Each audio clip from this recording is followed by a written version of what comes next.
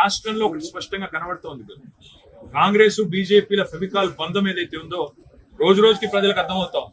మీరు గమనిస్తే మన కడియం శ్రీహరి గారు, మా కౌశిక్ రెడ్డి గారు ఇద్దరు కూడా ఇక్కడే ఉన్నారు.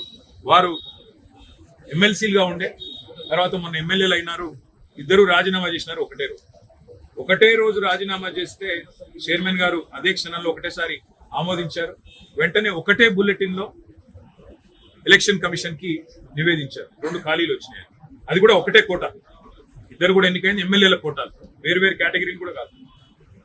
మరి ఉప ఎన్నికలు పెట్టాలా?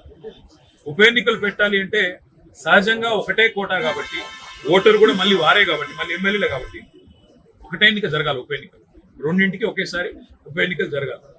ఏం జరిగిందో మరి ఢిల్లీలో మతలబు. రేవంత్ రెడ్డి గారు పోతారు, అమిత్ షా గారిని కలుస్తారు, గంట తర్వాత బులెటిన్ వస్తుంది. 2 ఎమ్మెల్సీలకు వేరువేరుగా ఎన్నికలు జరగాలి.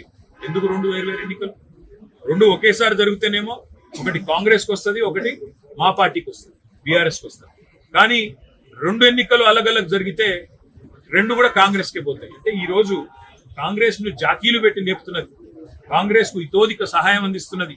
ఇవాళ గవర్నర్ గారు క్షణాల మీద ఆగమేఘాల మీద ఎమ్మెల్సీ నామినేషన్లను ఆమోదించిన పద్ధతి చూసినా గానీ, లేదా మొన్న 2 ఉప ఎన్నికలు ఒకేసారి నిర్వహించకుండా 2 అలగలగ్ నిర్వహించిన పద్ధతి చూస్తే గానీ స్పష్టంగా అర్థమవుతున్నది కాంగ్రెస్ బీజేపీ ఫెవికాల్ బంధం ఏదైతే ఉన్నదో. మన బండి సంజయ్ గారు కూడా బాహాటంగా చెప్పారు కదా, స్పష్టంగా చెప్తున్నాడు ఆయన, మీరు మేము కొట్టుకుంటూ కాదు, ముందు బీఆర్ఎస్ ను ఖతం చేద్దాం అనే మాట మాట్లాడుతున్నారు. ఇక్కడ గుంపు మేస్త్రి గారు కూడా అదే మాట్లాడుతున్నారు. కాబట్టి నేను అనేది రాష్ట్ర ప్రజలకు నేను చేసే విజ్ఞప్తి, వాళ్ళు ఏం జరుగుతా ఉందో అర్థం చేసుకోండి, అవగాహన చేసుకోండి. నిన్న మొన్నటిదాకా మా మీద దుమ్మెత్తి పోసినారు, మీరేదో బీజేపీతో అంటగాగుతున్నారు. కానీ ఇవాళ ఎవరితో అంటగాగుతున్నారో ఈ పరిణామాలు చూస్తుంటే స్పష్టంగా కనబడతా ఉంది.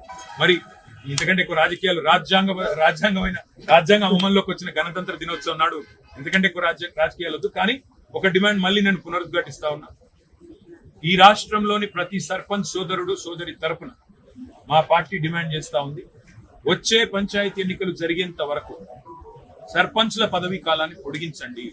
ప్రజాపాలన అంటే ప్రజాప్రతినిధులు నడిపించాలి తప్ప పర్సన్ ఇన్ఛార్జీలు నడిపిస్తే దాన్ని ప్రజాపాలన అనరు.